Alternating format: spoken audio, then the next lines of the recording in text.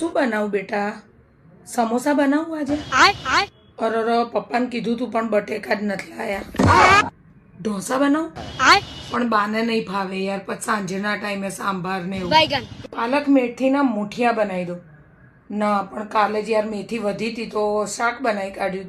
આ પીઝા અને પાસ્તા તો કઈ ખાવાની વસ્તુ છે? નામથી જ જાનવરોનું ખાવાનું હોય ને એવું લાગે છે. બેટા બનાવત સેન્ડવિચ પણ મેંદો ઓછો ખાવ.